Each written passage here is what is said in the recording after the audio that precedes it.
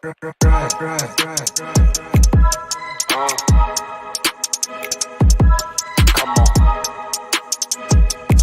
It's fast breaks. Listen.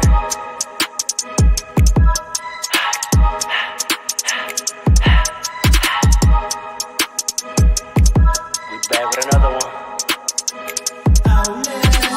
Fast breaks, yeah, we coming with the takes. Never early, never late, but we always push the pace, yeah.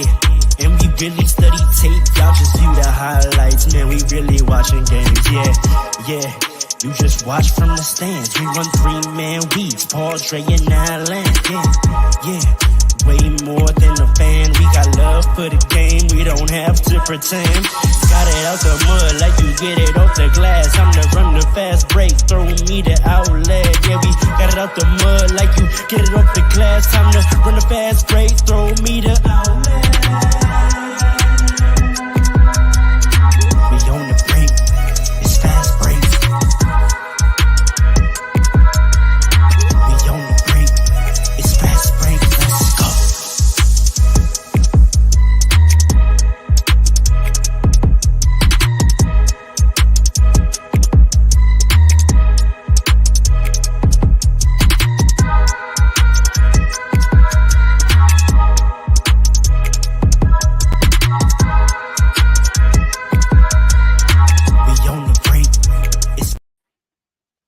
It's fast breaks. Let's go. What up? It's fast break. Let's go.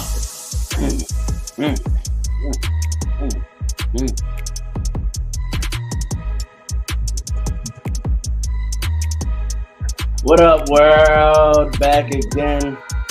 Thank you for once again this week choosing us as your audio video experience. Who am I? My name is Ro, the host. You already know. It's fast break. To my left and to right is King Dre. Then you got Paul.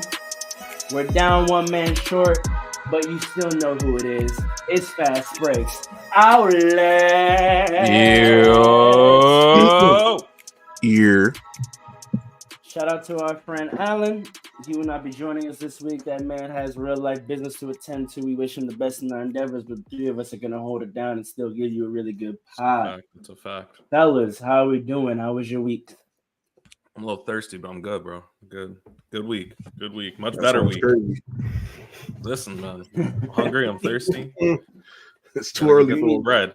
Gotta go get this bread. You know what I'm saying? Oh, corny alert. That's a fact. Corny alert. That's a fact. Y'all got some cornbread? I'm hungry, bro. Y'all got some cornbread? I'm hungry, bro. Yo, put some tomatoes in the chat, yo. Put some tomatoes. Give me some tomatoes, bro. Give me some tomatoes. Come on. Yo, Paul, Give me a nice omelet. Up on the screen at some point again. That was pretty fire last week. Yeah, I'm not gonna lie. You said what? Putting the comments up on the screen at some point. That was. Oh yeah. That's about that's regular now. That's that. That's regular. Okay, there was a lot of news.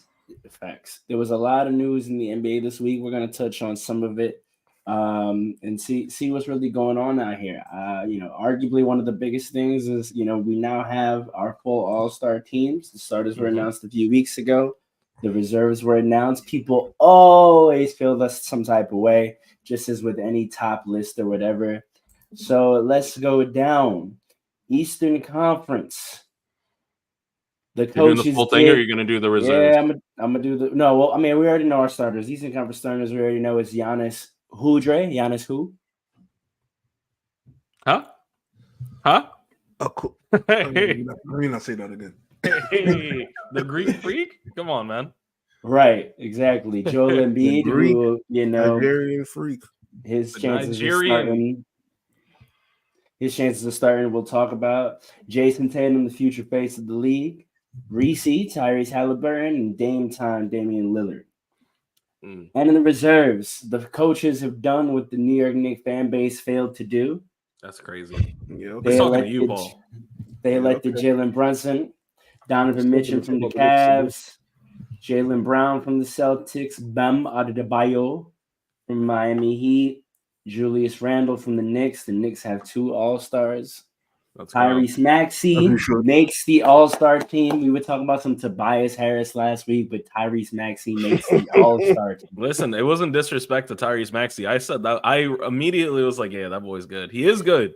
He is good. Here's the thing. Hold on, wait. Let me just say we didn't even finish the list. Hold on. Wait, we can talk about. We're gonna. Let me say this. No, we're gonna talk. No, we're gonna talk about it. We're gonna. All right. Tyrese Maxey's nice. The final starter is, I think, the resident NBA favorite young player. I have to say, Paolo Banchero. I really like him. I'm not gonna lie. I really like the way he plays. In the West, starters, familiar faces: LeBron James, Kevin Durant, Nikola Jokic, Luka Doncic, and then Shea, not shy because he's not shy. That's a fact. Gilgeous Alexander. And then the reserves: Anthony Edwards, Wardell Stephen Curry Jr., Kawhi Leonard. Why'd you say that man's full government? Wait, he's junior? Yeah, he's junior. Wardell. Dell is short for Wardell. He is Wardell Jr. Oh, no, that's crazy. What do you mean? Wait, this your was public information. Your basketball card is in jeopardy. I'm not gonna lie. No. That's public information, Paul. I didn't know Dell was short for Ward. Wow. Nah, that's actually disrespectful. The way this man was named after the PC? Yes. Come on. No, it's crazy that you thought Steph was the Wardell. That man is the second Wardell. That's crazy. That's crazy how that family did it. You didn't. None of them go by Wardell. And they both did Not Wardell. one. Not one. That's crazy. Go ahead. Kawhi Leonard, Anthony Davis, Devin Booker, Mr. Smooth Paul George, and Karl Anthony Towns. The Timberwolves awarded with 2 All-Stars. Okay, you clearly want to talk about Paolo Banchero or Tyrese Maxey, so I'll turn to you. How do we feel about these young boys making the All-Star game? Well deserved. And I didn't mean to slander Tyrese Maxey last week. I really did. But you did. But I did. I own that. Listen, all I was trying to say, and I low-key, when I said second best player on that team, I high-key forgot about that man for a second because he's been balling out. All I mean is the best chance that the 76ers have to win the championship is Tobias Harris has to play a more complete and a better game. Like, we know what Tyrese Maxey is going to do. We obviously know what Joel Embiid is going to do. But when it comes into the playoffs, you need that one extra guy. And I think the most important person to help them get that shit is going to be Tobias Harris. He's a big part of their playoff and championship hopes. That being said, well deserved by Tyrese Maxey. Was he averaging 26, you said last week? And I think he just dropped 51, if not yesterday and the day before. Like, he's been balling out.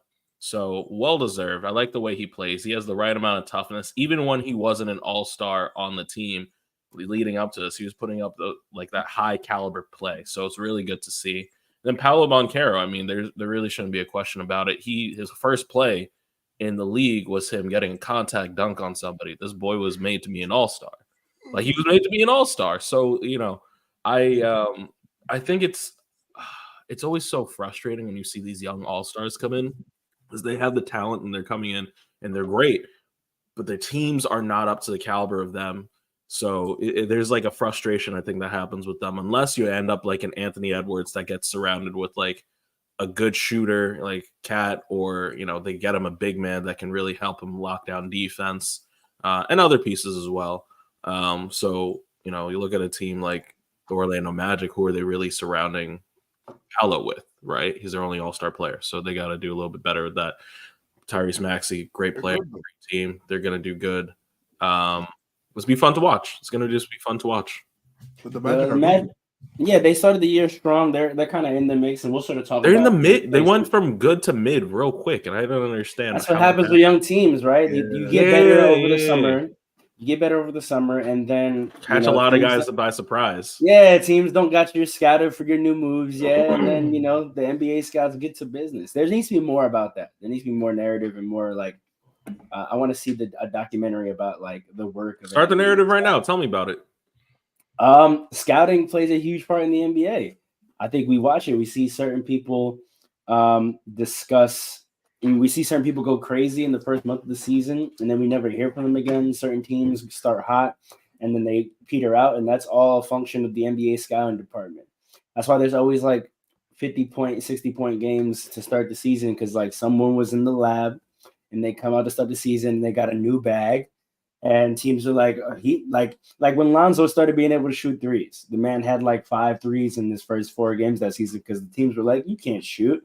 And it wasn't until the NBA scout sat down and came back to teams where it was like, no, he could shoot now. Like, you have to play that. When Anthony Davis took the jump, right? That first year he came back, he had like 30, 40, 40, and then 50. And then the scouts were like, all right, he's a star now. Like he has to be the focus of our defense. This is legitimate. So I just think, you can tell it's the same thing with like young players when they reach, that sophomore slump or that third year slump, they get it all for a year. Austin Reeves to start this year, right? Like last year, ain't nobody thought that was real.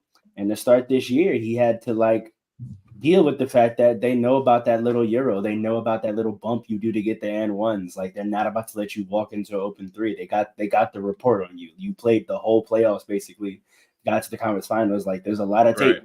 Your scouting report page is long. So I just think that's an aspect of the NBA people don't appreciate. But anyway, Paul, 2 New York Knicks as an all-star. The New York for a market where Stephen A always says there's no stars, but the city is built for stars. New York has 2 all-stars. Jalen Brunson's a star. Let me tell you. I'm sorry. No. Paul can continue, but I just gotta say, Jalen Brunson's a star. He's not a star. He's a Jalen Brunson superstar. is a star. He's a super That's right. star. That's right. There you go. That's right. Super. There you Put go. some respect on the New York Knicks. Jalen Brunson Go is ahead. a superstar. He's a superstar. I'm not gonna lie. This Go boy ahead, is balling bro. out of his mind. No, you go ahead. You go ahead. You tell me something. Nah, I mean, listen, man. Listen. All I'm gonna say is this: the sky's the limit for the New York Knicks if Julius Randle shows up in the playoffs. That's it. You got 2 stars. Because here's the thing: you don't need a big 3. You really need.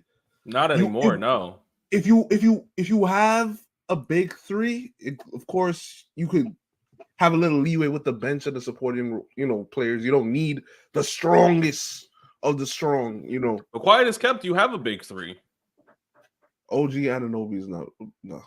Nah, he has transformed your defense. You better put some respect on his name. Yeah, but offensively, listen, he can hit threes, but RJ Barrett's better at getting his own shot than OG.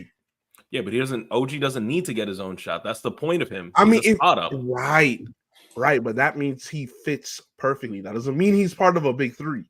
That means he's a great fit. I don't know, man. When you're that important that immediately, and you elevate the whole team, put some. Yeah. I don't know, man. You gotta look. I've been apologizing to OG since he showed up in New York. He's been very nice. Listen, OG is great. OG fits perfectly. I knew he would fit perfectly. I knew we were gonna go on some crazy run too. I already knew that. This guy and LeBron James have the same brain. I'm just saying. Who? You and him. You said I knew the minute before anybody mentioned the trade, I knew OG Anunoby was gonna come here and be great. I knew it before anybody else. Though I recall, if I may be so bold, I recall we had to do an emergency episode. Yes, you did. Where you had to address that this was all because of Julius Randle and this is all his fault. So do you have to thank Julius Randle now? Thank him for what? What he thank him for who he is? Hey, do you have to thank Julius Randle now for the great play that because of him you got OG Anunoby and now you're on this great run? Listen, is this because of Julius Randle? The regular, hold on, Nets fan. It is the regular season. Listen, I gotta do this. I don't have nothing to cheer for right now. This OG move means nothing right now because we don't know if the guy that we brought him in for to complement him, if he's going to show up in the playoffs, because he's not going to show up in the playoffs. OG's not going to make up for that. What makes you think he's not here to compliment Jalen Brunson? RJ showed up in the playoffs, so we traded a guy who showed up in the playoffs for a guy who doesn't have the offensive bag that RJ has. RJ doesn't have a deep bag, but OG's just like he knows how to use this. Like he's just big and can shoot. Like he does. His handles are suspect. Like RJ is a better offensive player. Honestly, his defense is elite. That's why his you bring him defense in is so for it. good that he makes up for it and makes him a better player than RJ. But Correct. I'm talking about what we might need. If Julius doesn't show up, it's clips now. It's a If wrap. Julius doesn't show up, OG you can't can make rely up for on. that like RJ did. I don't know about that. RJ's not hitting those big shots like that, is he? Was RJ he? hit 2 game winners in the regular season, and he had a great postseason. How many game winners did he hit in the playoffs? He didn't have to hit any game winners in the playoffs. He played But that's well. what and you're he had saying. Jalen You're Brunson. saying if Julius Randle doesn't show up, you're going to need somebody to hit big shots. No. Did I mishear you? Yeah, because I'm not talking about big shots. I'm talking about the whole game. Julius Randle is a walking brick all postseason. Like from start to walking tip-off, break for Stop someone. the building. Wasn't he averaging 17 in the playoffs? on one shooting percentage. I don't know. I actually don't know. You tell me. 32. He has the third. He has the fourth worst playoff shooting percentage of all time. All right, That's but now's not crazy. the time for going on Julius Randle. He's playing well. It's the regular season, so you know he's gonna ball out and play like a superstar, right? So you already know that. But yeah, going back to the All Stars. Listen, we have a big 2 and a great supporting cast. A great supporting cast. So the sky's the limit for us. And I'm glad that we're 3rd seed because we could now say that we're good enough to have 2 All-Stars. Well, before we were like when we were like between 8th and 4th, like teetering in that, it was that suspect. area.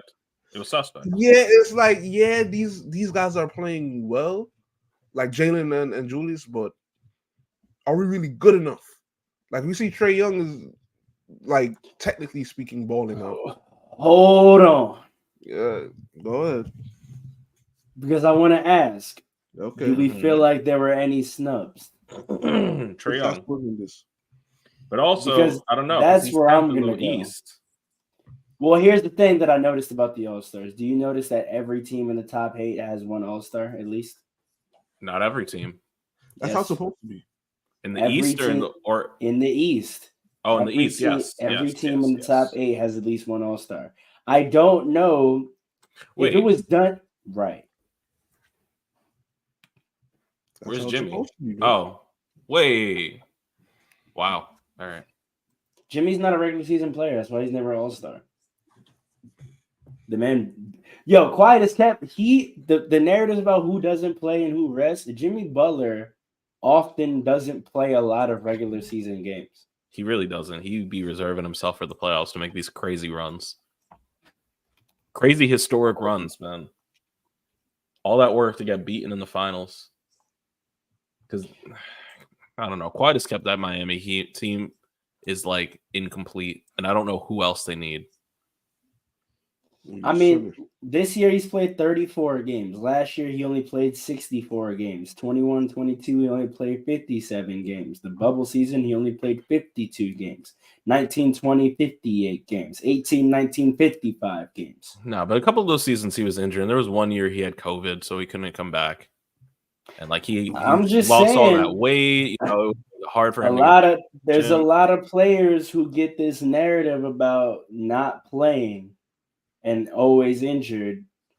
And Jimmy Butler is very modest regular season stats and often misses at least 15 games, if not 30 games a season. But you know what the thing is with the difference with Jimmy Butler? You never hear him asking like, "Oh, I'm gonna rest this game." It's like every time he's healthy, he's in. What other player do you hear, "Oh, I'm gonna rest"? Kawhi Leonard, LeBron James, Paul George. Well, we know LeBron has an exception. He's grandfathered in. He's 39. He's allowed to rest. Kawhi Leonard, I never heard Kawhi. I mean, I guess Kawhi did. You've heard Kawhi Leonard. It started in the Spurs. Load management, I suppose. Okay, but because the Miami Heat Even Nikola Jokic, low key, he takes games off while in the game. I mean, it's just crazy. That's the way you're supposed to do it, honestly.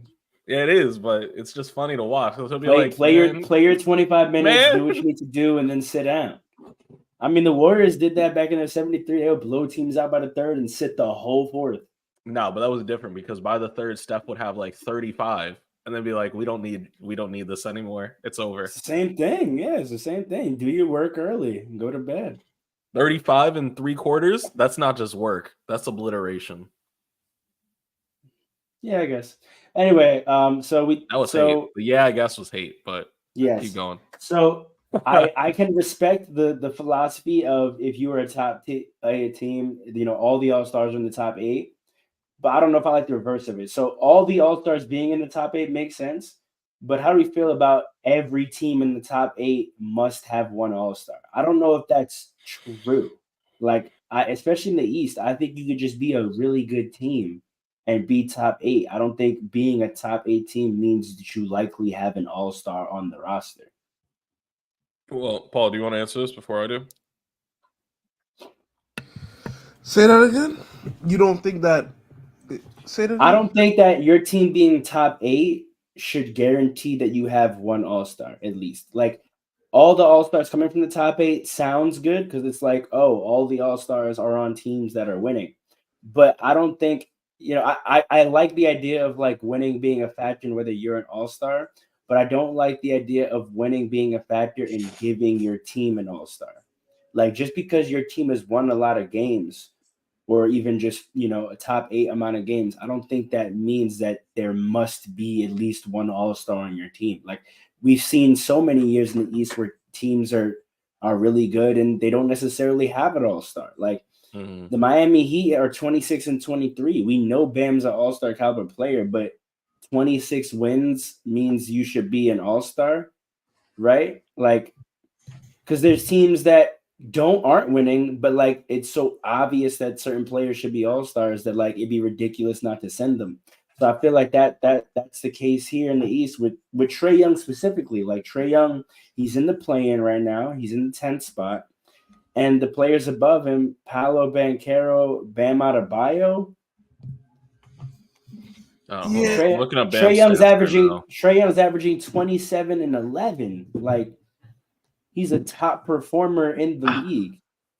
I don't know. So we're saying Bam's 5 wins means he gets to be an All-Star over him.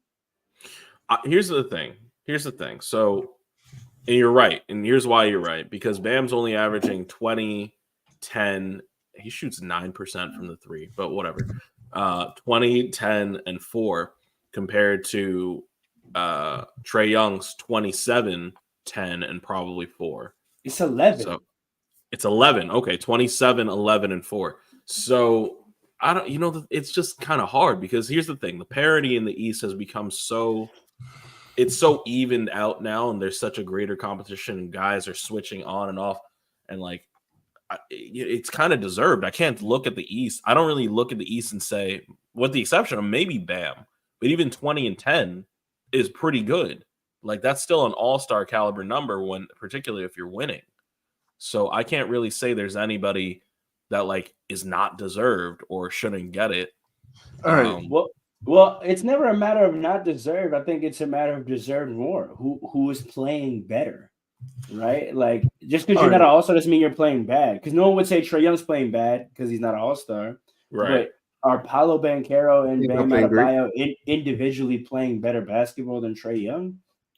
All right, wait. What did you just? If there's a contribution to winning, then potentially, yeah. Hold on, Farrell. You just said exactly. You just said individually playing better. We know it's not just an individual achievement. It is though.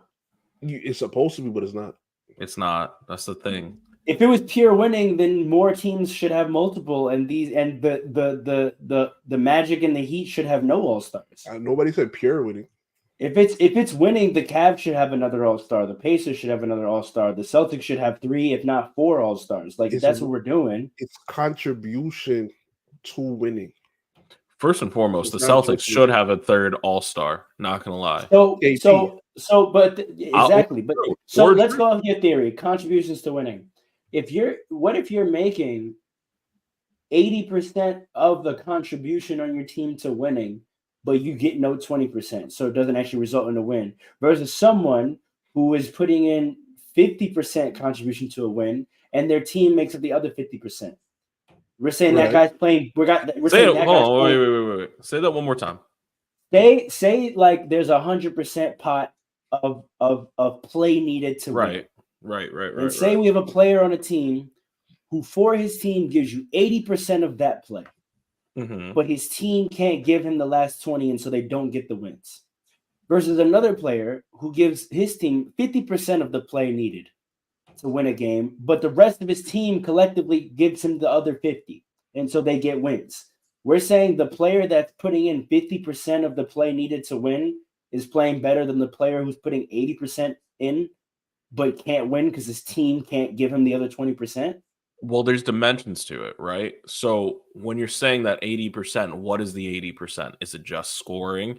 Is it like making your It's teammates scoring and better? passing clearly. 27 Well, I mean, points for and 11 Trey, assists. yeah. Well, that's what I'm talking about. Every night, his play alone on his team is 65 to 80% of the play the team would need to win. But the rest all of the right, roster your can't record. put in the last 20% for them to get wins. What's your Bam record? Adebayo, they're 10th in 21 the and East right 27. now. They're 21 and 27. They have a 5-game win difference between the Magic and the Heat. Yeah, no. Listen, your contribution to winning, you're not winning that much, so therefore, you don't get the All-Star nod. Simple. Correct. Yeah, but what does contribution to winning mean? That's what I'm trying to get at. Like, what does I that mean, mean? what you said is pretty like on the The offense. way you described it, correct. It's Yeah. also on the defense, though. Trey That's what Young I'm saying. gives up a So- lot of defense. So if I'm making more of a contribution on my team to potentially winning the game than this guy, Potentially. but because his team is better and can make up the slack and actually get the win, he gets the nod. Make Well, up no. So what's here's that, here's actually the definitive when it comes to players like Bam and Paolo. Yeah, they're giving you 20 and 23, but they're also playing defense. Trey Young might legitimately be a net negative because his That's offense not is possible. How is it not possible? His offense is You great, keep but talking. how much is he giving I'm up? gonna look up Trae Young's defensive stats. Keep talking. How much is? I mean, that's the whole point. If you can tell me otherwise, I'll concede. But I don't. I've seen him give up play after play after play after play. He might get a He's the couple biggest steals reason here and they're there, a but bad defensive team. say it again.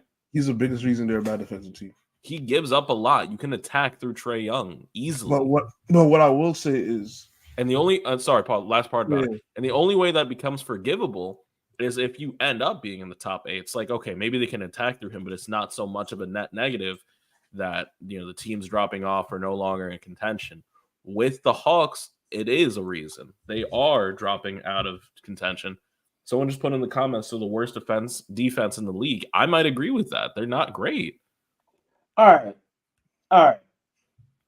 For some context, this Sure. season, you would say Giannis Antetokounmpo is a great defensive player, right? Mm-hmm. Of We all course. agree on that. of course, Yes. Okay. Defensive He has player a of the year. defensive rate. He has a defensive rating of 112.6. I don't think we can. Hold on. Pick a different player because we know what happened this year. No, we know what happened this year. No, Pick- we're not pick- moving we're, the goalpost. we're talking about. No, we're talking not about moving the goal. Paolo. We're talking about this year. We're talking about Paolo. No, we're talking about Paolo and Bam. Look at Paolo and Bam. Because he's a starter. Stop, because he's a starter. That's We're correct. talking about this year. I went to the average defensive ratings for players. Okay. Random pick. I didn't target All right. anybody. All right. Giannis Antetokounmpo in the 23-24 year has a defensive rating of 112.6. Guess what Trae Young's defensive rating is? 112.7. 122.7. So what is this liability that we're talking about? Is Trae Young a lockdown defender? No, but he is in the midst in the average for defensive ratings. listen, man. He's an average defensive player. You just think because he's small. No, Yeah, it's because he's I'm a watching liability. point guards. Listen. I'm watching point guards He's an show up and drop let me 50 say- on him. He is an Listen. average defensive player in the Let me NBA. say this. Same Let me with say Paolo. this. Let me say this. Bam, I'll give it to you. Bam is actually a two-way player. Paolo I mean- Banchero is not anything above average in terms of defensive player rating. Let me say this. Andre, you put your foot in your mouth just now asking for stats. That is No, I like didn't, because I'm looking up a stat right now. oh, Trae Young this season. I want to see something. oh, Stat for stat, tit for tat. Okay, listen. All I know is this. I watch the games. I'm not asking for stats because I know the stats sometimes are deceiving. This man, No, let when me you be watch- honest. Let me be honest. He's not average. He's top 5 worst defensive ratings in the NBA. Exactly. 100%. Exactly. We know. We know. Exactly. Because But you know what I was listen, about to, you know what I was about to look up? How many players have dropped 30 or more on Trey right now this season? It's a lot. Lucas see, has the dropped thing is this. 73. It's a lot. But the thing is this. I'm not talking about stats when it comes to one-on-one defense because that doesn't mean much in today's NBA because first of all, they switch everything. That's the first thing. The second thing is like a lot of point guards are not great defenders. And then the rules sometimes make it hard to play defense as well. And then a lot of people are not getting steals one-on-one. Like there are poor defenders who just have a slight knack for jumping the passing lane, but when it comes to staying in front of somebody, they can't do it to save their life, right? But all I'm saying is this: we know he's bad defensively. He is the reason why they're bad defensively, and that's why I don't rate Trae Young like that. Like people talk about Dame Lillard's defense. Trae Young is worse than Dame Lillard on defense. Like he's that bad, and it's like he doesn't even try. He's 5'11", and he doesn't try. And he doesn't What try. is he gonna do out there? He's 5'11". Stephon Marbury just talked about Jalen Brunson on the defensive end. He's staying in front of people. And he's not a great defender because of his size, but he's trying. He takes charge, all of that. Trae Young does not try on defense. He doesn't try. No, he doesn't. No, He doesn't even try.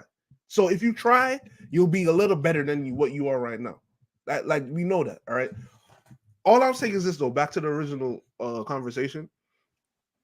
You said picking up the slack. Picking up the slack, like having your other players on your team pick up the slack, is that concept has to be explored. If you are contributing 80% to a sub 500, 80% of the winning to a 500% or sub 500% winning percentage, then you're not winning a lot. You're contributing to a small pool of wins. That's like saying if Cade Cunningham is averaging 20, he should be no. You're not winning like that. But he's 20, part of the reason why they're not winning like that. You see what I'm saying? So if you have somebody who's contributing to a 50-win season, but he's only contributing like 40% of the wins, he doesn't get that all-star nod either. Because you're not contributing to the winning to the all-star level. Right? We understand that. So with that being said, if Trae Young's team was better, he would get the all-star nod. This is not like when Dame Lillard wasn't getting them all-star selection. It's not the same thing. Because why not?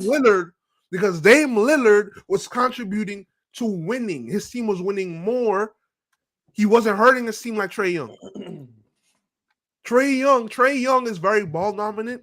He's skilled. He's very skilled, but he does not contribute. He's part of the reason they lose. Dame Lillard was not a big reason why the Trailblazers weren't like a 50, 60 win team. And the Trailblazers team was pretty good.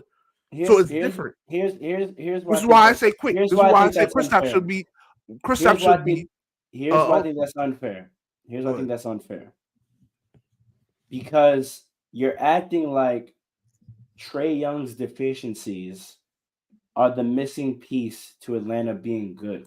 And that's not true. That's not true. If Trae Young's defense went from Trae Young to Damian Lillard, this Hawks team does not become a top 4 seed. They might be 500 though.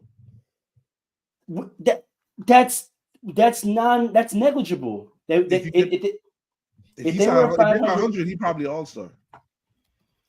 They're 10th seed, man.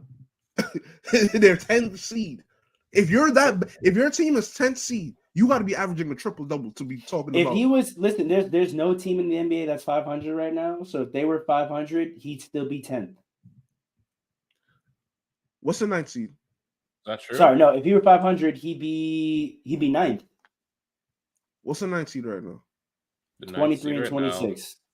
It's the Bulls. 23 and 26, and the 8th seed is what? 26 and 23. So if he was 500, he'd be Actually, ninth. it's a technical 8 because it's 7. Yeah, and 8 I on was the just about to same say it'll be 8th, which is a playoff seeding. contention. Yeah. 500 is not a bad team. 500 teams usually make the playoffs in NBA history. Usually.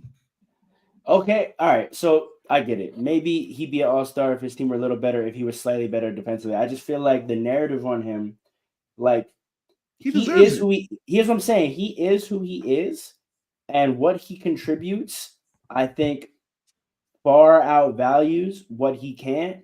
And I think it's on a team to figure that out.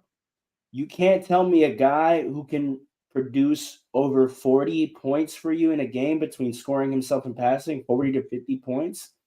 You can't tell me that we shouldn't appreciate him or look to use him because he can't guard. Like, Who's yes, saying that? in the pantheon of players, he's not in the top tier because we keep that spot for two-way players. But the Hawks Not should necessarily. the Warriors did Not it. necessarily. The Warriors did it. The Suns did it. Like, you can hide a bad defender on your team. So the fact that the Hawks haven't figured out how to do that, now we say, oh, it's his fault they're losing. You know, No one's saying it's his you know what fault. though? Wait. Paul just You know what, said though? it. Paul just said Okay. it's his. He's the reason why they're bad. No, he's the reason they're a bad defensive team. The reason why No, they're no, bad no. is because they're a poorly run organization. No, it's more than that though. No. It's more than that. Because they were better and they had players that, because of Trae Young's play style, wanted to leave. And when they left, if those are the players that were hiding Trae Young. And That's because Who a fact. left? John Collins. Who left? John Collins, He got traded. he You don't wanted think he to wanted leave. him to leave? No, He he wanted wanted to to leave for a There minute, was bro. no trade request, bro. They're homies. They wanted hoop to in the leave, summer bro, man. every year, bro. We heard nothing about John Collins wanting to leave. That's just a That's narrative not that came you out of forgot. thin air. You I forgot, heard you that. forgot, I heard you it. forgot, you forgot, That is you just forgot. a narrative that came out of thin air, bro. No, it always did not. No, it did With not. the NBA, it rarely comes out of thin air. Somebody's saying What? something. What? Sometimes it comes out of thin air, but this I one said didn't come out I of didn't thin say air. never. I said rarely. This one didn't come out of thin air. He wanted to leave and he got a trade. He was in trade Bro, rumors there's- every year because he wanted to leave. I think he literally talked about him not getting the ball. I think he literally said it out of his mouth. I literally looked it up. There's no anything ever talking about John Collins desiring the trade. He was just always in rumors because the Hawks didn't think he was good enough. He It's wanted never to been a trade. thing. Bro, It we was just say reported. that. That's what I'm saying. We just No, say it was that because reported. It was reported. no, It wasn't a bro, rumor. no, It it's was nowhere. reported. It's nowhere. It's no. No, I'm saying there's only rumors about him being in a trade and him being on the trade block Let me look this every up right year. There's nothing about John. Okay, I see one John Collins frustrated with his role from uprocks.com. That's it. now. Okay, that's a report. And that Oh happened. my God! That Come came on. out. That Come that on. Said came out the because man said his growth was being stunted in Sports Illustrated in September. What are you saying? you forgot. I'm All telling right. you forgot. This was a thing. All This right. was a real thing. He's not. Here's the thing. He wasn't personally indicting Trey. He was just saying my role here is Which sounds like is- what? Which sounds like what? Trae Young What is do you being a Chuck It sounds like It a sounds like the coaching team- problem. ball hog. It is a coaching problem. I just did I not just say the team is poorly run? They've had I agree with multiple you. coaches. They've had multiple coaches. Multiple coaches. All who The were team trash. is poorly run. Oh, The so team now is it's poorly all the run. coaches that. It's not all the coaches because they had Trae Bud and Young- he was doing great. Trae Young is a great player, but he's very ball dominant. He needs to learn how to play off ball. He needs to get a little more comfortable playing off ball. Which he's kind of doing with DeJounte a little bit. I'll give him credit for play that. off ball as a small guard. Name a small guard in the league who plays off ball. See, these are ridiculous standards. It doesn't make any sense. This is a ridiculous standard. You can't name a small guard that plays off ball. Steph Curry, Listen. low key. He's not small. He's 6'4". He's 6'2". He's 6'3". No, he's not. 6'3". He's 6'2". No, Come he's on. not, bro. No, he's not. Also, sometimes from He's play not to a play, small guard. from play to play. I've always game. hated that narrative about Steph. Steph is not a small guard. He plays small ball. He's not a small guard. He Yeah, was it's a fact. skinny. He was skinny, and And he's not even skinny no more. Right, that man is. He's not a big guard. He's a medium guard. He'd be a small 2, but at the point guard position, Bigger than 6'3" 90s. Yeah, at point guard Yeah, that's position, a fact. 6'3" That's a is solid size. That's a Dame fact. is more of a small guard than him. Dame is really. I was 6 foot. gonna say Dame also sometimes be playing off ball. Listen, Trae Young. Sometimes. Trae Young. Particularly now. We had an episode. The first episode back, we said Dame should watch more step tape because he should learn how to play off ball more. He should learn how to play off ball. I still agree with that, but that doesn't mean he doesn't do it from time to time because Giannis be taking the ball up. So Trae never hits catch and shoot threes. He's always only shooting up the dribble. So what are we talking about? He's an incredibly ball dominant player. And Dame is not. This is my thing. Let me say this. Right, I've watched Hawk games. I've watched a decent amount of Hawk games. Oh, I know you. They look front row seats to Hawks. I know that. They look. Yeah, all right. You didn't have to do that. You didn't have to do that. They look better. Didn't they just beat y'all the other night? They look. I'm talking. So I've had front row seats to Hawk games too. Listen. Stop the troll. Let's pay attention. DeJounte Murray. Coach Paul, tell us. DeJounte Murray, when he's running the offense looks better than when Trae Young's running it. Is that accurate? I don't know if that's accurate. Part of the reason for that is because DeJounte Murray is better inside of the 3-point line than Trae Young. I personally believe that Trae Young, but that's a big thing though. I personally believe Trae Young is averaging 27 and 11 because he has great IQ. Like he's a great passer, I should say. He's a great passer, right? But I think he gets a lot of his numbers against bad teams. I think that's part of the reason why. Like, I think honestly, like he's shooting a lot of threes, right? He's shooting a lot of threes. When you watch him against good teams, he's shooting a lot of threes. Once he gets inside of the paint, it's problems. I said this multiple times on the podcast. Get him inside of the 3-point line. Once you get him inside of the 3-point line, the offense is going to struggle. So the good teams, let's just go in the East. Against Boston, 33. Against Milwaukee, because he's shooting a lot of threes. What was his field goal percentages? Against Boston? Yeah. All of them. 45 from the field, 38 from 3. Milwaukee, 32 points, 46 from the field, 38 from 3. Who else do you want? Denver, he had a bad game. That's understandable. You want Philly? When's the last time he played Philly? Overtime win against Philly, 28 on. He had 32 from the field, 25 from 3. That was tough. Trae Young struggles inside of the 3-point line. He struggles inside. His floater is not even going in like he used to. He struggles inside the 3-point line. So we look at the numbers, we look at the stats and say, oh, Trae Young's this, Trae Young's that, Trae Young's no. No, he's very ball dominant. And he's not a bad player, so that's how he gets his numbers. Most NBA players, I mean, not most, but a lot of NBA players, you give them the ball and say, do whatever you want all game, they're going to get great numbers. No. Okay. Not most. And that's the problem. That's the problem. Okay. It's the thought like that. They look at what Trae Young is doing, and they think any skilled player who has the high usage rate could do that. And you're disrespecting the skill and production. Do you ever think that he shoots bad percentage because he's the focus of the defense? And he has no other option. He is the focus of the defense. He also has no other option. Do you think if he was able to get easier, more open shots, he would probably shoot better percentage? But you say he can't play off ball. I'm not talking about off ball. I'm talking about if the defense wasn't honed in on him, he has to often shoot tough contested shots. The best defender on him, 2 on him, and he's 5'11".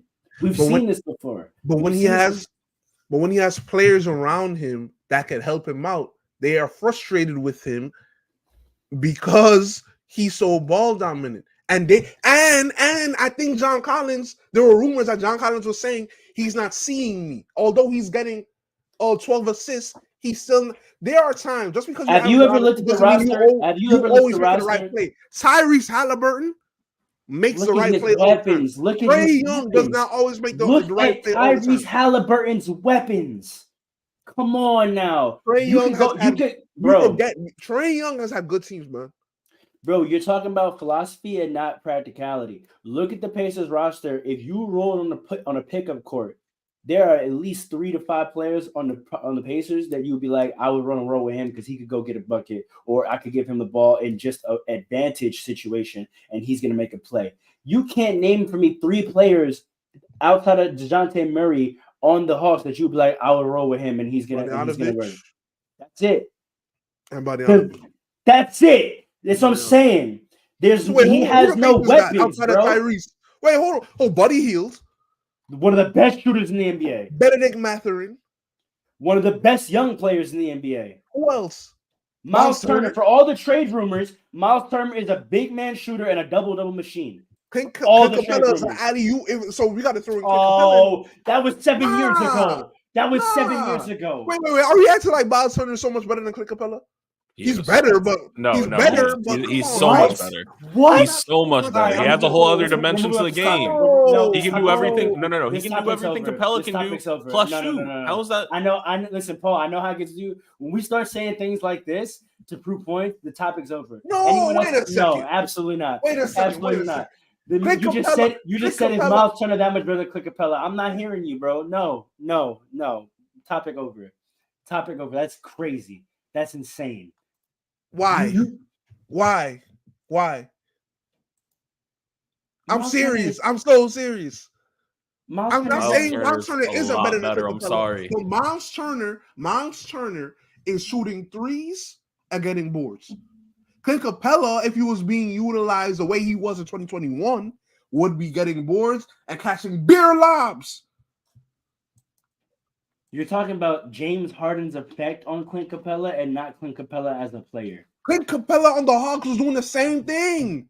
He's a little older now, so he's not doing it to the level, which is why I say, yeah, Miles Turner is better. But you acting like Miles Turner is some type of like... You're going to make me do this? You're going to really make me do this? You're going to really make me do this? Yes. Let me see what the Instagram comments say. They probably be violent. Let me see what they say. They said send trades to the Nets. We'll take them. Y'all don't want them? Clint Capella's best year, 18-19, obviously. He was averaging 17 and 12. Great year. Ooh. Clint Capella, great year. Okay. Last year, Miles Turner was averaging, ever since they started, the rumors of Miles Turner getting traded started, he's been balling. He's not as great of a rebounder as Capella. Cool. Big. That's big as a center. But what's the we're talking about having a weapon to pass the ball to an offense. Right. What's the rebounding difference? It's significant, but that's not what we're talking about. We're talking about offensive weapons, right? Sure. Trae Young has a better rebounder, but think about that mentally. Miles Turner is a better shooter. Clint Capella is a better rebounder. That means I should put it up. What am I passing you the ball for? You're one of the best rebounders in the league. Go get it. But anyway, how about pass the ball to the big? Feed the big man. Give the big man the lob. Miles Turner averaged 18 points. Miles Turner averaged 18 points on 55% last year, and this year he's averaging 17 points on 52%, and he's a 78% free throw shooter. So when we're talking about rolling out the ball to go play offense, in terms of who's a better weapon, in terms of who's a better weapon, Miles Turner is a better weapon. Offensively, but if you that's my point. That's my point, though. I'm not talking about strength of roster. I'm saying when you say he's a Chuck, I'm saying what weapons are on that roster that he should be passing the ball to. Tyrese Halliburton has Buddy Hield, Benedict Mathurin, Obi Toppin, Miles Turner, Jalen Smith, Pascal Siakam, and we're talking about Tyrese makes the best play. Pascal. He just got Pascal. Okay, so this is my point. Trae has two people who he can trust to pass the ball to on the roster. He's had more before. And where did he go? The conference finals. So what are we talking about? Why are they not there now? Why are they not there now? Because they don't have John Collins. They don't have John Collins. We're going back and forth. Let's move off of it. We've done it. Is anyone else getting snubbed in the East? Is anyone? We know why you're saying that. No. Has anyone else been subbed? Has anyone else been snubbed in the East? Miles Bridges, but he's not winning. He's not winning. I think too. I think take Bam or Paolo's All-Star and give it to Kristaps. Like we don't need every team in the top 8 to have one, bro. Kristaps is averaging 20 points as the third best player on the team. Like that's how they do it in baseball, right? Every team gotta have an All-Star. Yeah, and it's listen. The impact is so Bam. I don't know if Bam really deserves it. Like he's probably the one suspect choice. No, Paolo is the suspect choice. How is Paolo the suspect? He's averaging 20. Oh well. What's his stats? Well. You This know, is you're what I'm not wrong. 'Cause saying. he's 23 He's a and great 7. young player, and I get it. And in, like 23 and in his overall legacy of his career, we're gonna count the numbers of all-stars, and we're not gonna question any of them. But when you look at it, it's like this man is putting up 19 and 7 as the third option on the team. Like, you know what I mean? Like, Wait. Listen, Who? you know who doesn't care? Who? KP's gonna Porzingis. win. Wait. you know what? Porzingis hasn't played enough games. I think that's He probably also what it is. hasn't. That's true. He He's was only injured played for a minute. 35 games. All right, so let's move off the. Let's get off the East because we're gonna come back to the East in a second. All right. Okay. Any snubs in the West? De'Aaron Fox. Of course. De'Aaron Fox. Who you And taking quite off? as kept, Sabonis also. Who am I taking Who you off? taking off? Yeah. I don't know who I'm taking off. Maybe Loki, maybe Steph, but Can't be a snub. So here's what I want to know. That team has one of the worst records in his yes, conference. they do. But is it that his stats are so astronomical that he deserves to be an all-star? What's his And I'm stats? not going to Kinda go legacy. back to Trae Young, It's but I legacy. kind of want to know what's going on here. Because Steph It's is legacy. averaging 27, 4, and 5. So in the legacy. West, on 45% from the field. So in the West, 27, 4, and 5 on 45% at 21 and 24 gets you an all-star, but 27 and 11 on 48%. It doesn't get at 21 and 27 doesn't get you all-star. I'm gonna leave that there. I'm just gonna No. I love That's Steph. just- Steph is obviously an all-star, but I'm just gonna leave that there. Wait, why you say? Why Here's you the say? difference. Obviously? Here's the Wait, difference. hold on, Andre. Why you say obviously? Me or No, her. Pharaoh? What did I say obviously for? Yeah. What no, but like I don't what did I when did I say obviously? You said he's obviously an all-star, and I agree with you. Because I understand how the NBA works. I like to point out the hypocrisy, right? Okay. Now listen, because you have to take. Here's the difference. What's the difference? Excuse me, and you have to take this into account. Is LeBron James playing like an all-star? Is his team by these same Absolutely. standards? What's his record right now? Yeah, but LeBron's stats are clearly all-star stats. Yeah, so are Steph's. So are The thing Trae is, Young's. With certain players, here's the difference. You can't say Trae Young in the same tier as LeBron and Steph. They've got legacy. Career-wise, no. No, but Career-wise, that no. goes into This but is that why- goes this into is why- that this is goes why- into the big. You can stop. This is why I wasn't trying to do it. I'm not trying to compare the two players. I'm just All right. saying if we're going to talk about principle, then at least acknowledge the hypocrisy. Yes, Steph and Yes, LeBron deserve to be hypocrisy. all-star. Okay, that's all I'm saying. Yes, Steph and LeBron deserve to be all-stars over Trae, but not because they're putting up better stats or playing better. It's because of legacy, which is why I never attack those players when I'm talking about players like Trae Young. I attack the other guys who have zero legacy and worse stats. But I digress. That's why I wouldn't take Steph. I would probably, honestly, I don't think, for me personally, I don't think there's a snub in the West this year. I think I was just about to say. there's just too many good players because there's no one There's a here lot of good players. who there's a lot of good De'Aaron players. Fox I could definitively say is playing better than. What about Cat? How we feel about Cat? Is De'Aaron he Fox. all-star? De'Aaron Fox, Yeah, yes. he's a De'Aaron reserve. Fox is at 27, 4, and 5. See, De'Aaron Fox, with all the weapons he had, well, he doesn't have a ton of weapons, but he has some weapons where he should be averaging more than 5 assists. That's And they probably winning.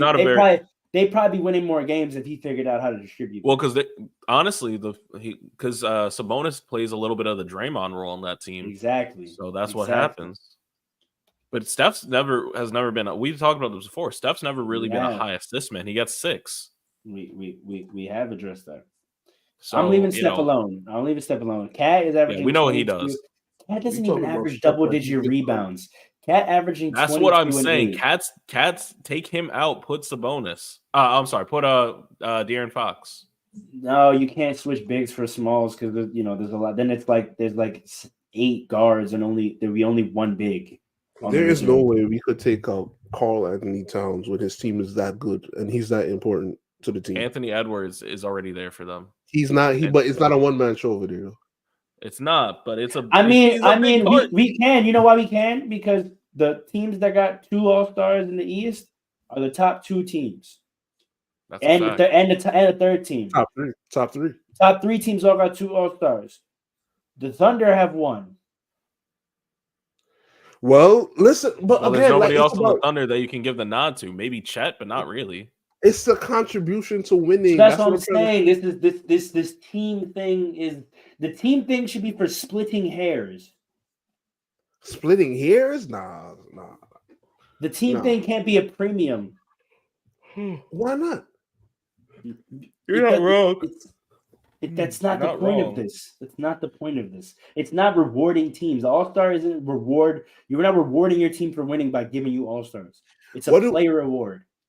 What do these players say when they want to be humble and they're talking about their All-Star selections and their MVPs and all? I'm not saying it's. I'm not saying it's negligible. I'm saying it should. Yeah, I be know. It should be a tiebreaker. Well, I'm saying they say this is a credit to my teammates. They put me in position to do what I did to get this award, or credit to my coach. And you could say it's just like chatter and just nonsense, just to look humble. But there is some truth in it. Like, what if you ball out and you win, right? It's because of you, yes, but the other teammates have to accept their roles. And part of accepting your role is understanding that you're not going to be the driving force to the team's success. You're an important part, but not the catalyst, not the driving force. Now, if a team has two catalysts, if that's the right way to say a plural form of catalyst, right? If they have two of those guys that are equally as important to the team and they're winning at a high level, yes, both of them deserve to be there. Now, if you're balling out on a bad, wait, let me say this quick. If you're balling out on a bad team, you might be still be playing bad basketball. So no, you're not getting rewarded for that. You shouldn't. But I that is a good point. I like the way you said that it's about the quality of basketball you're playing and production. My thing is just if you want to argue Trae Young plays bad basketball, fine. But if we're talking about if we're talking De'Aaron Fox and Karl Anthony Towns, right? Or Karl Anthony Towns and Chet. The reason I think Karl Anthony Towns gets it over Chet is because Karl Anthony Towns is averaging 22 and Chet is averaging 16.7. Right? I don't want the team thing should only come into play when we can't really pick who's playing better basketball by just looking at their individual numbers. I don't like if we're looking at individual numbers and someone looks better and then we look at their record and go, oh, no, but their team's not winning. And then use that as the reason to say they're playing worse basketball. Because that's not how it works. I could be playing better basketball than you on a worse team and be losing. That's a fact. So I don't like going to the team thing that early in a conversation about snubs. Like when we talk about two players, like we should exhaust talking about the players. And then if it feels like it's a toss-up, then we should go to team. Going to team as the second point, as the second topic on whether or not someone should be an all-star is ridiculous to me. Because if I'm clearly playing better than you, why are we talking about my team? Because it's not a team award. It's a big part. You can't look at the play and not look at the record. But playing better. Yes, you can. No, you can't. Unless there's some mitigating factor.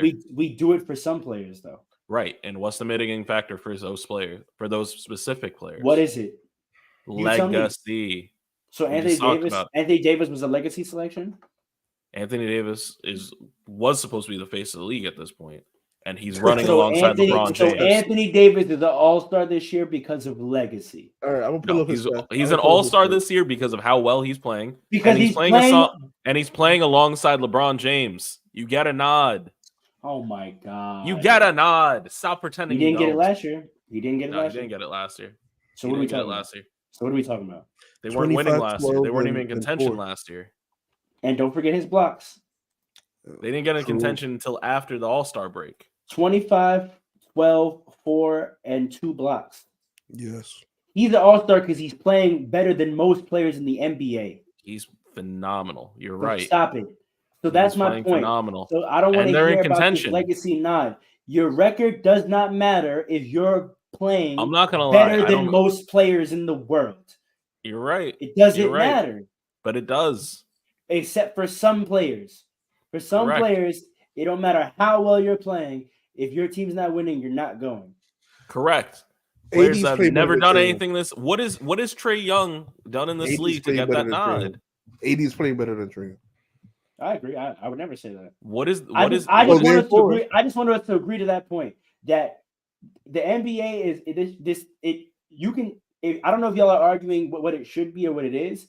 I agree that what it I'm is. saying it's what it not, is. It's not fully meritorious.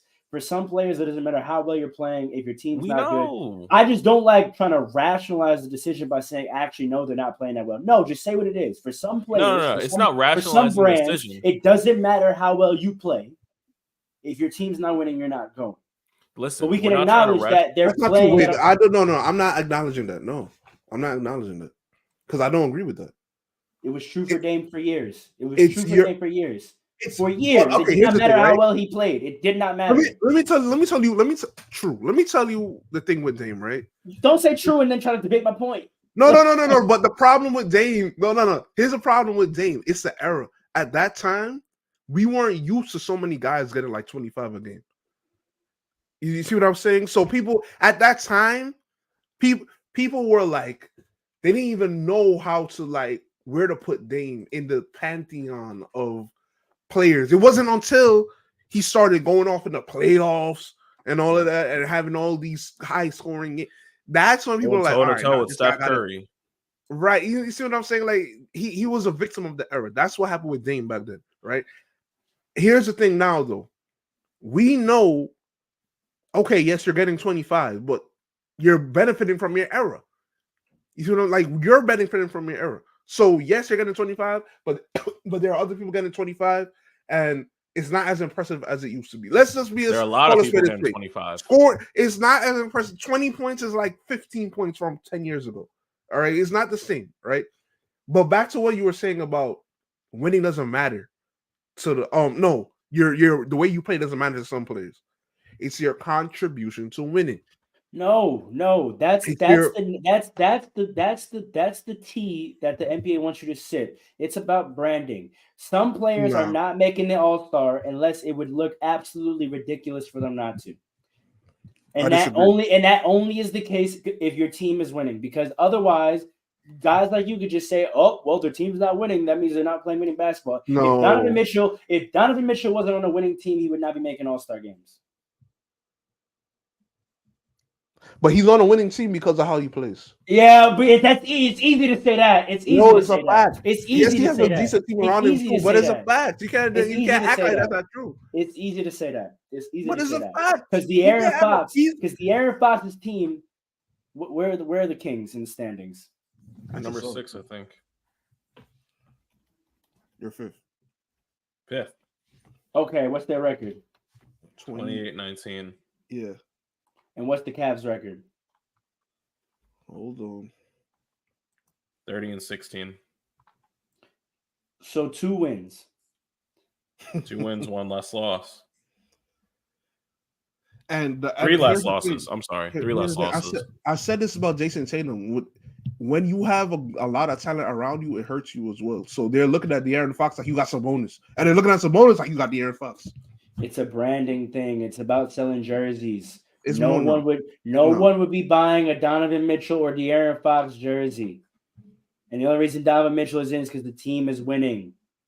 No. And you can't. And when you have those numbers and you're winning, the NBA can't keep you out. But if they wanted to, if you had just a few more losses, they would keep you out. So people aren't buying Trae Young jerseys? He's not winning, so they can keep him out. He's And so no, talented. people are not buying Trae Young jerseys. His brand, he has one of the worst brands of a 27-point scorer in the NBA, and that's his problem. Mm. His No, branding. He's the Yeah, problem. sure. Yeah. I don't buy this branding. You talk about branding and narrative a lot, and here's the thing, right? I understand Only because do you believe the NBA is actually meritorious? it's not fully meritorious, but there's a lot of I talk about narrative and branding in terms of the NBA's decision making, not in terms of quality of play. I'll never talk about narrative when I'm talking about who's a better player. In terms of who makes an All-Star game, I'm always going to talk about narrative. That's where I stand on all NBA awards. Almost the only NBA awards that I don't give the narrative tint to is all NBA teams and defensive all NBA teams. Every other award has nothing to do with merit. It's all narrative. nothing. No, you want No, that's you're wilding. that- Defensive player of the year? No, you're wilding. Narrative. No, No. All right, I'm dragging it. Not nothing, but the There NBA you is go. if we're gonna acknowledge It's the entertainment. NBA, We know. yeah, We know if what we're it gonna acknowledge is. the NBA is entertainment. We had a whole discussion about how, they manipulate how they market in order to project a product. The awards are one of the biggest ways in which they do that. Who they say is their MVP of the league is who they are championing as representative, as playing the best basketball in the league. So that's going to be on narrative, right? These all-star games, that's who the players they want representing them when they go to the city and they throw this big event and the charity event. It's narrative, it's branding, it's the brands they want to partner with and the brands they want to highlight. So again, for Dame, I joke about it all the time. I say, "Oh, Dame couldn't make it to an All-Star game until he started rapping." Dame couldn't make it to an All-Star game until his brand became something that the league thought this is marketable, this is popular, we like this, we can get behind this. That's why at the All-Star games, he's always rapping. Listen. Narrative. He's always rapping at the All-Star games. The man started putting out albums and linking with rappers, becoming more of a global household name. He started doing more celebrations so that he got more TV shots and highlights to run on the socials and to run on the TV shows. And he made the All-Star team. But just steady cooking, couldn't do it. He was cooking more when he made the All-Star team. Come on, man. He was cooking at the high. He was cooking in the playoffs. When he started going like this and all of that in the playoffs. I'm gonna say this and we can get out of this. You say I bring up narrative a lot. You say I bring up narrative a lot, but I do it to denigrate the narrative, whereas you accept the NBA's no, I think you gas the narrative. You gas the narrative. You accept the narrative a lot. You believe when they tell you that Trae Young is a bad player. You believe it. You think the NBA is scripted too much? I don't know. I'm saying no. That's two different things. I don't think games are scripted. Do I think that branding and marketability and popularity play a factor in who the NBA promotes and aligns themselves with? That's not a controversial point. The awards and All-Stars are not meritorious. If we talk about who is really better and who's good, I'm never bringing up narrative. I'm never bringing up any of that stuff. When we talk about productions and presentations, of course I'm talking about narrative and brands and popularity. Narrative is used in the NBA to split hairs. That's when narrative is used. It's not the driving force like you making it out to be. They're not out here just for what though? What are we talking? For the same things that you said for the presentations and the awards and all of that. No, yeah, it's splitting hairs. You act like they're taking scrubs and pushing them. No. You're dragging it. I'm not saying. And then Trae Young. I'm not saying it's a conspiracy. I'm not saying it's a conspiracy. I'm just saying we see it every year that there are players that are playing supremely high quality basketball that get shine and attention, and there are players who are playing similar quality basketball who do not get that shine, either because of their personal brand or because of what market they play in. I can even take it to who gets in the league and who doesn't.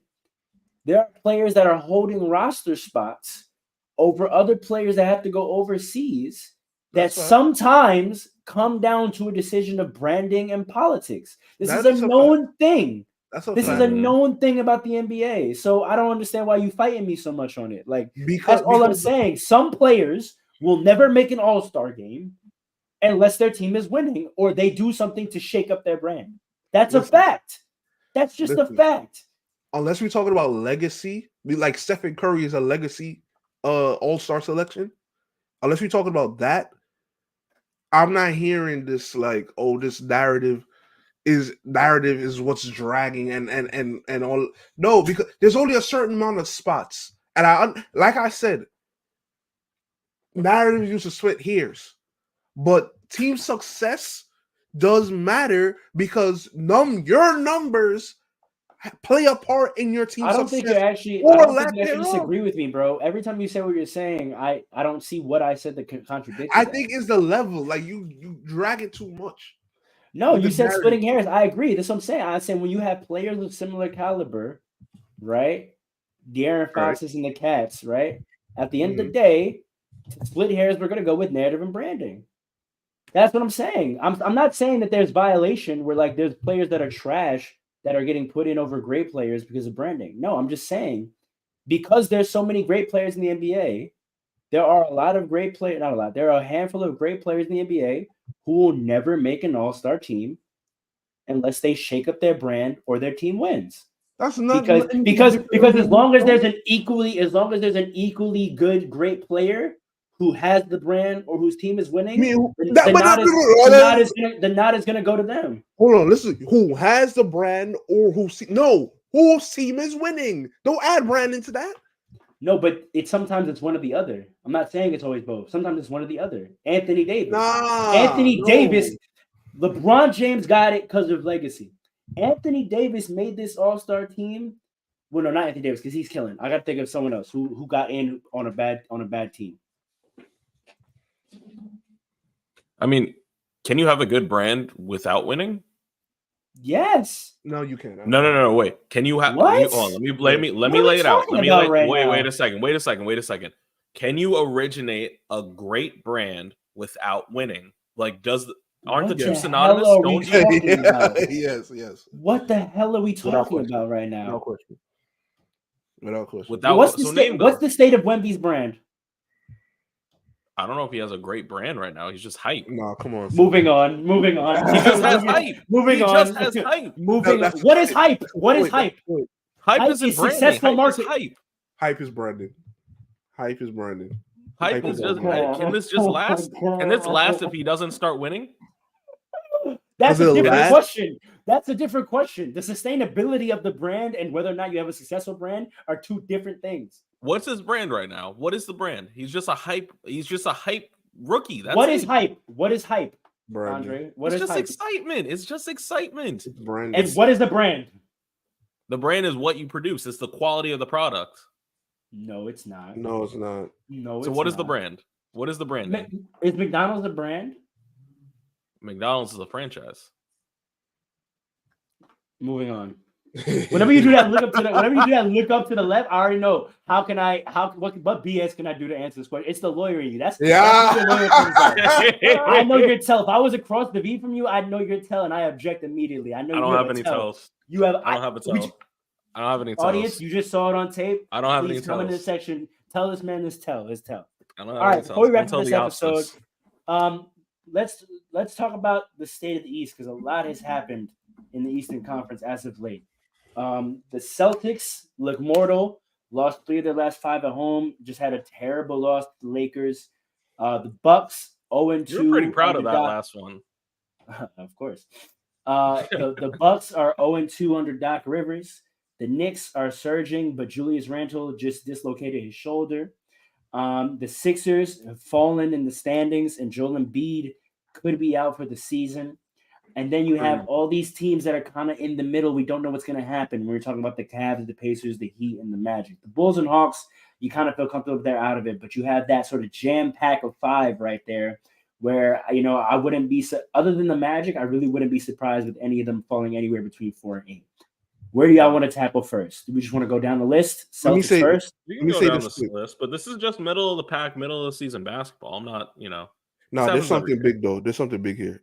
Something's happening in the East. The East is getting shaken up right now.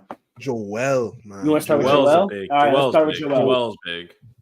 First of all, this guy and the injuries is becoming a serious thing, like a very serious thing. Like, how do you win with Joel? You can't help someone following you though. That wasn't a Not yet.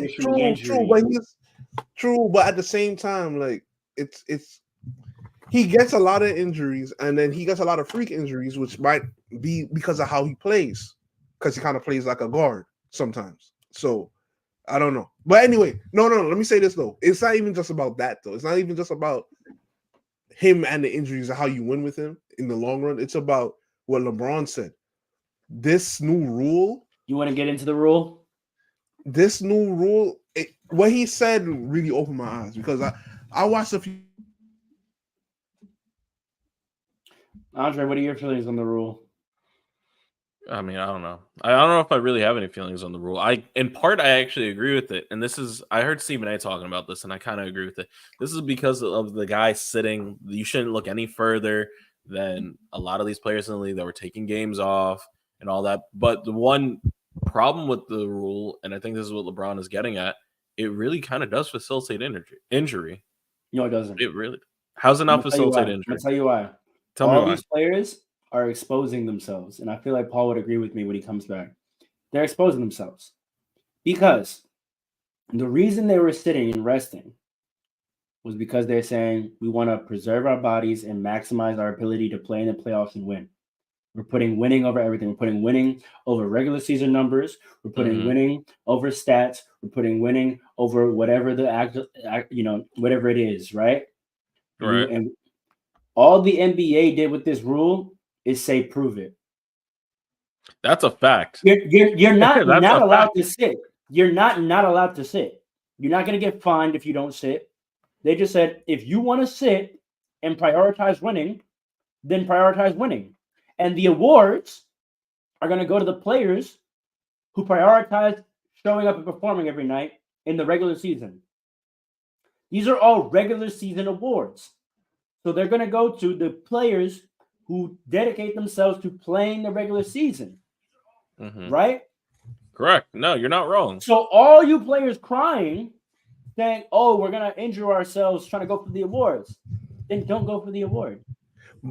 I don't know if they can. I don't know if they can. Paul didn't hear me. Paul, listen to me. Listen to what I'm saying. All the resting was done because this is what the teams and the players said. We were resting to preserve our bodies so we can maximize our opportunity to play well in the playoffs, right? Yeah. We're prioritizing winning. We're not prioritizing getting numbers. We're not prioritizing the praise of the regular season. We want to get through the regular season, maximize our bodies, stay healthy, and perform in the playoffs because that's what's most important. All the NBA did with this rule is say, prove it. Prove it. You're not getting fined. You're not getting fined. Well, you do get fined if you just intentionally sit bad, like on a marquee game. But you're not getting in trouble for sitting. You're not allowed to sit. But if you want to prioritize winning, then prioritize winning and stand on that. These awards, these regular season awards, are going to go to the guys who prioritize performing every night in the regular season. Yeah, but LeBron if you want to prioritize, no, but you can't have it both ways. If you want to prioritize the awards, then prioritize the awards and play. Don't tell me you sit in to prioritize winning, but then still want to be allowed to win the award. What's the priority? If you really don't care about the awards, like y'all say when y'all win these awards, it's not really when they ask you about whether you want to win the award. Nah, that's not really what's important. What's most important is winning. Wait, don't cry about it. Then don't cry about it. Don't they get fined? They get fined when they sit without a real injury. What LeBron said was players are playing through injury to win the award. That is on you. If you're hurt, prioritize winning and rest up. But if you're hurt and you have a championship contender team, why are you thinking about a regular season award? Okay, but to your point about branding, that's both. It's both. It's the brand. Yeah. So then that's the game. Then if you know you're hurt, but you really want to win an award, then you have to do what you have to do. No. But hold on. But talking about your point about branding, shouldn't the NBA appreciate players that actually show up in a regular season and ball out, and go hard? Yes. So why? Okay. You gotta play. You gotta play, but at the same time, you're penalizing players because if they don't play 65 games, they don't get certain awards. Yes, because they didn't play. They didn't show up every night. I don't disagree with the rule. I think it's mostly fair. I'm not gonna lie. I think the players are mad that their lie can't be hid anymore. And they want sympathy. They want sympathy for what they've been dishonest about. They're saying I know there's old heads, like old NBA players, that their minds are exploding because the players are saying you got guys potentially playing through injury, try to win the award, and that's not right. Yeah. If you get hurt, you got hurt. So sit down. But if you want the award, then you gotta play. We're gonna just save the award. We're gonna save the award for you just because you got hurt. Okay, facts. Over guys that are playing every day. Facts. So how What do you kind feel of about the sense number? does that make? How do you feel about the number? Then 65 I agree. games. 65 is not bad. I think 65 is fair. I mean, But if somebody plays 60 games, or 57 games, they there's played no, up. there's there's no No, it's a number that hard everyone in the standard. world is going to be like, oh yeah, that makes sense. Agreed. True. It's I very mean, what's subjective. 50 on it what's now. 2/3 At of first, 82? What's 2/3 of 82? 2/3 of 82. All right. I think it's 8 57. divided by 3. But Carry that's the not how you should do 82 divided by 3. Hold on. I'm doing the long division in my head. Long division in your head. That's funny. It's around 27 That's on my end. times 27. 55. So it's 57 games. It's like 55, I think. All right. So what's 65 over 82? 65. Yeah, I can't do it. It's roughly 70%. So we're saying playing 70% of the season is too high a standard? No, I'm not. I don't think it's a too high standard at all. Actually, I You really say- don't. I think this is overall a fair rule. The only point I was saying is we might see a It's 80. facilitation. It's 79. It's about 80%. Yeah, I'm 80%, sorry. okay. For us to give you an award for the regular season and to brand you and to say you were one of the top performers. Plus, you during get the regular 17 season games in and an this is what era. you're doing. In an era, I mean, not an era. In a year, you had to have played most of the year. 66% of the year is not enough to say you were the best person at something all year. That's correct. No, you're not wrong. 80% of games. That's not bad. That's what I'm saying. The only thing I think it's going to happen. And here's the thing. I don't know if it actually is going to happen. I really don't know because you look And at you know Kobe. what it's- Kobe played you know- through injury. But here's the thing. And this is, as a Kobe fan, I don't know how you feel about this, but Kobe played through injury and it almost always ended up biting him in the ass at the end of the playoffs or near the end of the playoffs. Because at one point, his body couldn't take it anymore. He had to get knee surgery every single year.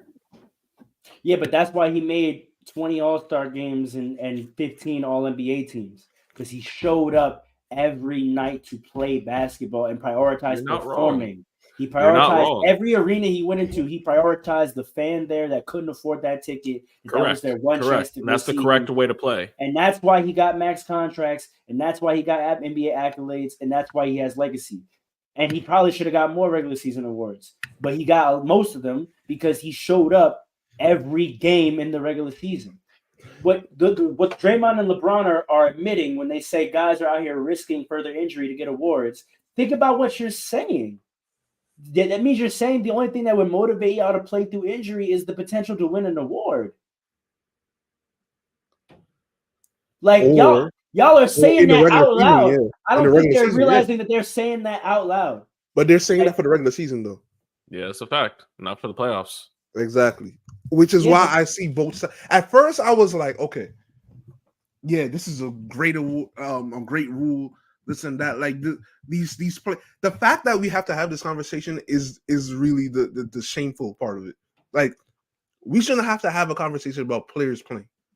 No, we shouldn't. We shouldn't. You know what I mean? When perfectly healthy, that should never be a thing. No, that should really. I want to keep it on what they're mad about because to be fair, they're not mad about players sitting there out there. They're saying because of the rule, players that are injured that would their argument it seems would otherwise sit and not have to worry about their injury preventing them from winning an award are now going to try to play through that injury to win the award. But they think that's supposed to garner sympathy from us. But the rule exists because players are sitting when perfectly healthy. Right. So that's what I'm saying. The rule wasn't even invented for the players that y'all are trying to advocate on behalf of. Like that's always been the case. If you miss most of the year to injury, you're not going to win an award. So the fact that players, when they get hurt, are thinking about that, why are you thinking about that? It was never a strict rule, but it was always the case that if you got hurt, you probably couldn't win an award. Right? Joel Embiid arguably lost the MVP 2 years ago to Jokic because he didn't play enough games. There wasn't a hardline rule about it, but many people would argue that that's why, right? But he sat down because he wasn't thinking about it. That's a fact. So I don't like the players saying, "Oh, these guys are risking injury when they wouldn't have, and they're doing it because they want to make sure they win." That's on them. I'm not gonna feel bad. Nothing's being Or should taken you? away from. Nothing's being taken away from you. It wasn't guaranteed. Like, I understand your point. Like, I truly do. I'm just No, saying, and honestly, to a point, I even agree with you. but I'm just saying the NBA is penalizing players for they're not even penalizing players. Like these players are showing up and entertaining the fans in the regular season, which is Yeah. one of the biggest problems we've had over the past 10 years with players not caring about the regular season. So now you got players caring about the regular season, which is what I think Draymond and LeBron are saying. You got players caring about the regular season and going hard as if it's the playoffs on the regular season, playing through injury in the regular season.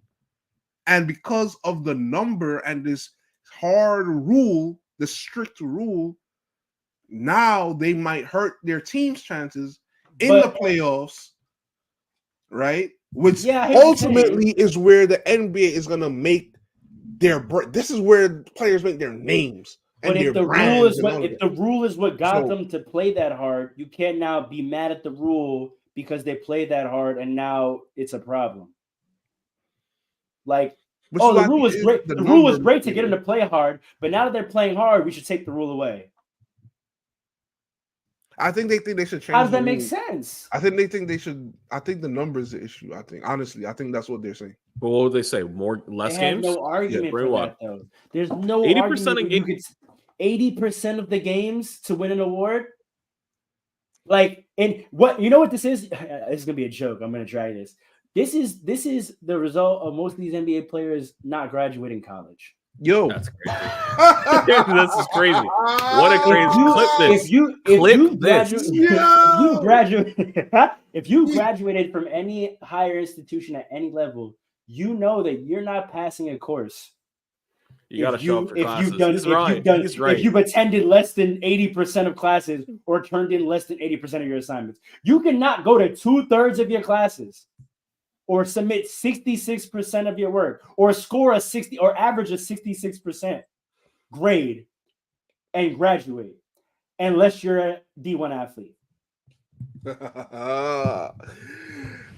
this is the funniest take I've heard. In no other arena of life, this man said, "Can you complain about having to do 80% of your work?" This man said, "Because y'all are uneducated, you think this rule is unfair." And that's crazy. No, not that's a crazy take. That's a crazy take. Unfamiliar with the production. Because you're uneducated, you're unfamiliar with the way the world works. Benchmarks. They're unfamiliar with benchmark systems. Before they get to the NBA, they are exceptioned in every system they exist in. Now, this is not to say that they're entitled and privileged, because there are many systems they exist in where they're disadvantaged, right? I'm not going to talk about how the NCAA robbed them of a lot of their money, etc., etc. Like, please don't get me wrong on that. But in terms of the system that they're participating in willfully, right? Like when they go to college, all other students have to attend class to graduate. An athlete doesn't. All other students got to turn in certain work at certain schools, right? And at certain schools, athletes don't. And I'm joking mostly, but part of it, there's a little bit of truth in there. I think it's a bigger conversation. What other system do you get to complain about not doing 80% of your work or not showing up 80% of the time? Like every other job, you get limited PTO. Mm-hmm. Like you don't get a limited PTO at your job. Fucks. Now you could argue about the number. Like if you only get 5 days PTO at your job, yeah, I could argue like, all right, that's kind of ridiculous because that's like less than 2% of the year. But someone just put a great comment in the comments. They said they're not missing games against bad teams. They're ducking key matchups. That's a whole different argument, though. But that's crazy. I want to finish this point. If you only get 5 PTO days a year, yeah, you might have beef because that's 2% of the year. But imagine you get let's say I'm just gonna make up a number. Imagine there's 250 days of work in the year, right? Imagine being mad at someone saying you got to show up for 225 of those days. That's crazy. And you get 25 paid days off. Like that's crazy. Imagine being like, no, we should only have to show up for 180 out of the 250 days for work. What? You got jobs where you don't even get paid for on the days off. That's what I'm saying. Like, what are we talking That's a about? That's a Like, fact. I'm big player empowerment. I'm always on player side, but like on this point is one of the rare moments where I'm like, yeah, that entitlement is showing. Like, A little y'all bit. sound crazy. A little bit. It's Now, I think listen, Bron's point understand was a little those things. different. I think Bron's point was a little different. I think Bron was saying on narrative wise, Joel should be getting bigged up because he's doing what everyone's been asking for. Nah, I think Yeah. LeBron definitely doesn't like this rule at all. He seems No, like he a doesn't. person He not- doesn't. He Yeah, doesn't. like although He LeBron doesn't. plays He hard doesn't. No, I think and he plays does. every game and he comes from a different club. He's talked down on load management before. I think he doesn't, because think about his teammate Anthony Davis. I think he doesn't like when a player's narrative gets damaged because they get hurt.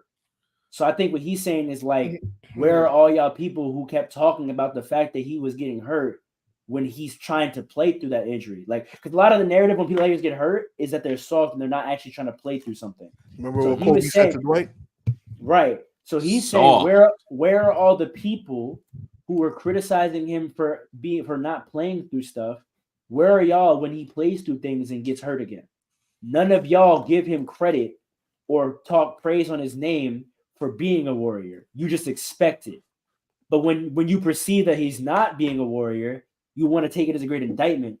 But when he tries to play through stuff and then gets further hurt, which would go to prove the point of the people that sit, right? Like the philosophy of sitting when you're hurt is I don't want to re-injure. For all of you that say, hey, you should try to play through that. When he does that and then he does get re-injured, where are all of you? I think that's what he was saying. No one's going on. There's always a big talking topic about Anthony Davis missing games. Never a big talking topic about Anthony Davis being on the injury report every day but playing. He's been playing with a bad hip and a bad wrist the whole season. No one wants to talk about it. But as soon as he misses a game, everyone wants to talk about, oh no, Anthony Davis hurt again. So I think that's more of what Bron's point was. Like, none of y'all are going to throw heap on him or throw praise on him when he plays through injury. That's my feelings on that.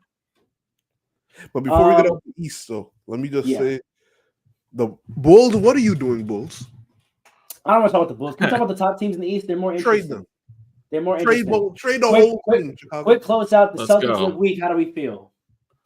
They look What? mortal, but Say that again? it's just a temporary The thing. Celtics looking mortal. Cause for concern or just the 82-game season? Dog days of the Listen. NBA. Say it again. The dog days of the NBA. That's what it is. That's a Good fact. team Listen, they'll dropping. bounce back. This doesn't change anything about their playoff hopes. They're still number one in the East. It doesn't change much. So No cause for concern, just regular stuff. if it continues, The Sixers. that might be a cause of You gotta concern. watch the Yes or Sixers. no? Can the Sixers hold in the standings if Joel has to miss significant time? If The Tobias Knicks Harris are steps coming. up, The Knicks are coming for that number 2 seed. Can the Sixers hold the 5 spot without Joel, or will Indiana and Miami catch up? if And Tobias Harris, Orlando for that matter. if Tobias Harris steps up like I'm telling him to and becomes a player, I'm telling y'all he needs to be. You watch. You watch. He What about starts Miami? averaging 25. They Miami don't just have a made problem. that trade. Miami just made that trade. If they get Jimmy back soon, do they climb? Yes. I don't I don't know. know how about- much they'll climb, but they'll climb a little. Let's What not about- forget the Heat. The Heat made it to the finals through the play-in. Don't forget that. Correct. So did we Correct. almost. Indiana, Tyrese is also hurt. So does Philadelphia, Indiana get leapfrogged by Miami and Orlando? I'm more concerned Yes. about Indiana only because they just made the move for Pascal, and now everything's a little off. So then Tyrese is having- out. Tyrese has been out. Remember? Tyrese- Yeah, exactly. Tyrese is on a minutes restriction though, so he's back now. Yeah, they got to Do you get their think- flow back. So I don't know. Who should be more concerned about losing their spot in the standings, Philadelphia or Indiana? And who do we think Philadelphia. has a better chance to leapfrog, Miami or Orlando? I think Miami has the better chance when Jimmy gets back. I think Philly has a better. If Tobias Harris doesn't big up like I'm saying he needs to, Philly has a bigger concern. Orlando has a better chance because they're nice. And Are they nicer than a Jimmy Butler Heat right now? With Tyler everything they Terry got was going here. on? I don't believe in the Healthy. Heat in the Scary regular season. Terry? I don't believe in the Heat in the regular season, man. I Okay, don't that's believe fair. in That's the fair. No, I was wait, gonna say we should- wait. No, Hey, no. wait a sec. No, because you're right about but I'm talking about. I'm thinking post All-Star break. That's when the Heat start heating up. Quite a scout. Post Heated All Star up break, and guys get to might the be back play-in. though. Guys might be back post All Star break. I'm talking about getting That's the what I'm All Star saying. break and like the month of March. Like April, guys will probably start coming back. But like in February and March, a lot can happen. Remember what the Lakers did in February and March last year. I don't believe in Heat in the regular season. That's a good take. And, the Magic had the same record. And I believe That's in a the fact. Magic are hungrier in the regular season. All right. They got something to prove. They haven't done much in years. They were decent last year. Now They better. were decent. No, so they're a couple going pieces. up. I think the development of the Wagners has been huge. Huge. Yes. Both Wagners developing has been big. And then they got Very Jalen Suggs out there clamping up everybody. Yeah, That's they turned him into Marcus Smart. Yeah. What a great decision. Yeah. Great decision. Let Cole do all the shooting and stuff. You just go clamp. Is Cole Anthony a liability? No. He has a role on this team. Yeah, but his defense is also suspect, and I don't know if he which is why you make him a 6-man, and France is your starting guard. But is that what they're doing? Oh, you're right. You're right. Yeah, let's not do a deep dive on the Magic. Bucks, are we ready to give quick reviews of Doc Rivers, or do we want to let that man? 2 games isn't enough. 2 games isn't enough. Come on. That gotta be a separate topic. All right. But just projecting, do we think that the Celtics' weakness, is there a chance the Bucks or the Knicks catch the Celtics, or no? No. What's the record? It's the Celtics. It's Celtics, Bucks, Knicks.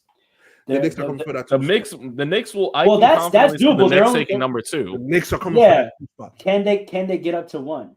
Who, the Knicks? Yeah. All right. And they're on a 9-game winning streak right now. They're on a 9-game winning streak right now. Can they? I mean, listen, Boston's losing right now. Can they catch him, or will Boston come out of the break feeling rejuvenated and refocused? I think they're going to come out feeling rejuvenated and refocused. Honestly, first of all, Jason Tatum, as much as I said about him, he's nice versus Lakers tonight. Let's go. That's a fact. You already know what's Jason. Yeah, you know, Jason Tatum is nice enough though to just start going off. If he sees his team is like, that's a fact. He was gonna have those 50 balls that we were talking about. They're not going anywhere. They're staying number 1. We're not. They're staying number. All right. Let me tell you something. The minute it starts getting bad, you're gonna see Jason Tatum doing some very like unholy things to these teams. Like you're gonna see this man dropping numbers. You're gonna see him dropping some record numbers. Whoa. And being like, I'm just like that. Sorry, in case it was in question before. Because Paul, because Paul, who is he? Who is Jason Tatum? Yo, you're dragging it, and you're the one who has to leave. Yo, it's crazy. Any final thoughts in the East? Knicks tape.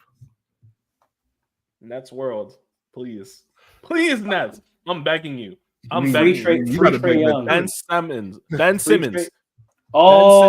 Speaking of injury, real quick. Just any thoughts on Ben Simmons coming back from injury, getting an almost triple-double in like 19 minutes, and immediately going back to the injury report? Where's the Nets fans in the chat? All the Nets fans in the chat. Where are you at? Man, Nets we world. Can't catch a break. You know what's crazy? He's exactly who we need. Prime Ben Simmons is exactly who we need. Yeah, you gotta feel like you're getting trolled at this point. Like 100% every to time. Immediately go back to the bench the next game. I got one of my really good friends. Him and I text. He was at we watched the Nets. We go back and forth on the games. He went to the Nets game and the game where he got the near triple double. He's like, I don't believe it. I see a Ben Simmons sighting, and we were like just over the moon. Immediately went down. Ben Simmons is exactly who we need to succeed. Prime Ben Simmons. Is his career over? Is his career over? No. It looks that way. No. You would say so, right? It looks that way. That's too much. It looks so. Watch him go to. He's trying to force himself to the Lakers. He's gonna be a bench player somewhere. He's gonna come off of somebody's bench and play like 15 minutes.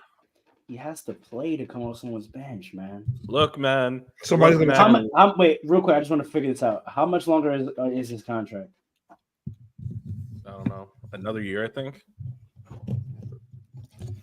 Everything that people he signed a 5-year contract And yeah, he's got one more year in his contract. If he doesn't play at least 65 games next year, who signs him? Get out of here.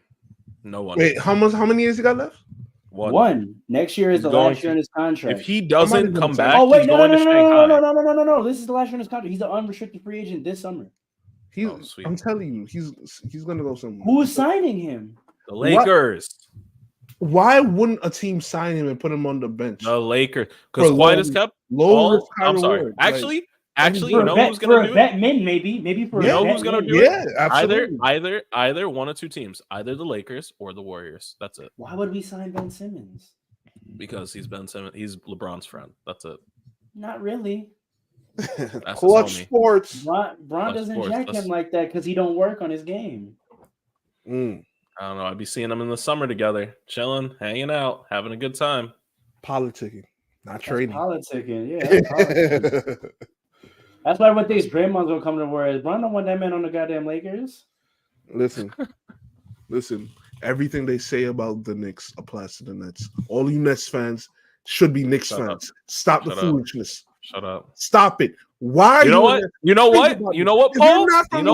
It's been a great week, y'all. You know what, Paul? I have an announcement. I have an announcement. Next week's episode, we're gonna start talking about women's hoops. It's WNBA free agency right now. Moves are just getting made. Andre said what? He said what? Shout out Diana.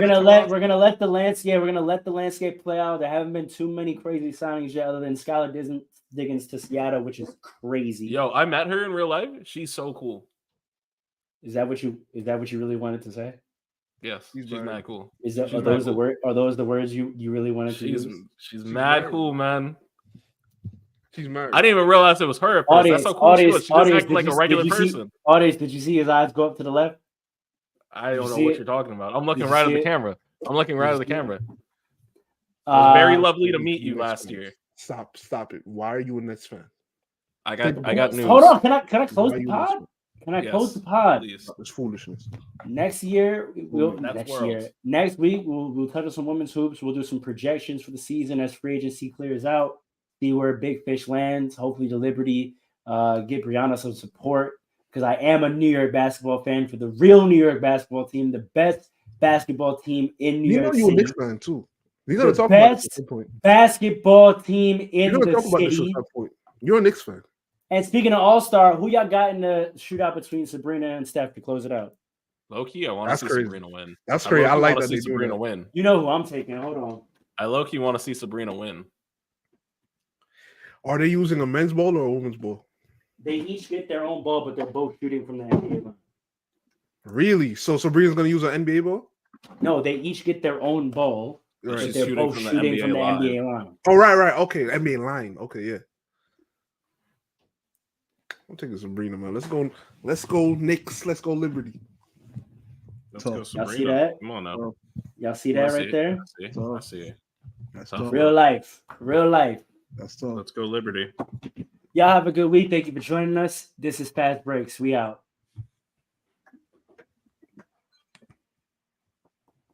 Bow. Come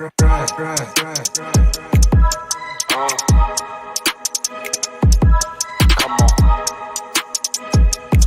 It's Fast Breaks. Listen.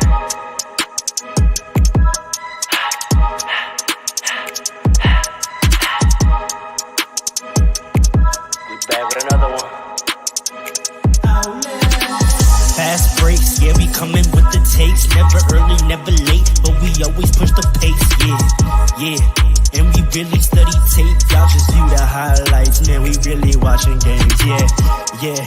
You just watch from the stands. We run 3-man weeks, Paul, Dre, and Allen, yeah. Way more than a fan. We got love for the game. We don't have to pretend. Got it out the mud like you get it off the glass. I'm the run the fast break. Throw me the outlet. Yeah, we got it out the mud like you get it off the glass. Time to run the fast break.